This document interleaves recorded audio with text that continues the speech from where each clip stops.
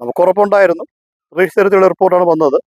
Manipulate ചെയ്യാത്ത വിധത്തിലുള്ള postmortem റിപ്പോർട്ടാണ് കറക്റ്റായി വരുമെന്ന് അറിയാമായിരുന്നു. അത് തന്നെ.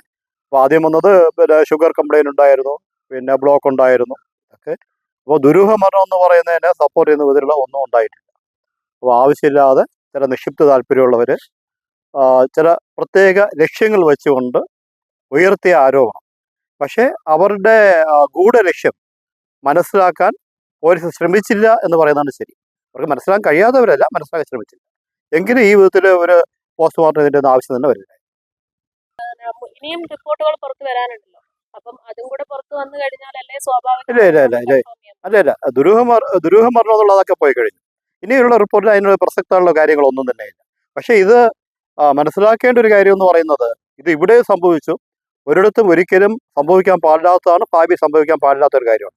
രണ്ട് കാര്യം പോലീസിന് ശ്രദ്ധിക്കാമായിരുന്നു. ഒന്ന്, ഇവർ പോസ്റ്റ്മോർട്ടം നടത്തണം എന്നുള്ള തീരുമാനം എത്തുന്നതിന് മുമ്പ് ഈ ബന്ധപ്പെട്ട സമാജത്തിൻ്റെ കുടുംബം, അതിൻ്റെ ഭാര്യയുണ്ട്, 2 ആൺമക്കളുണ്ട്, അവരുടെ ഭാര്യമാരുണ്ട്.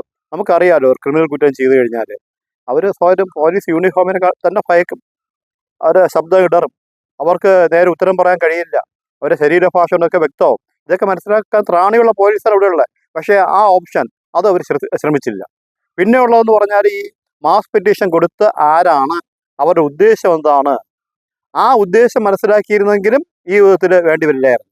അപ്പോൾ ഈ മാസ് പെറ്റീഷൻ കൊടുത്തവരുടെ ഗൂഢോദ്ദേശം മനസ്സിലാക്കാനും അതുപോലെ കുടുംബത്തിൻ്റെ സത്യസന്ധത മനസ്സിലാക്കാനും പോലീസ് ശ്രമിച്ചെങ്കിൽ കഴിയുമായിരുന്നു.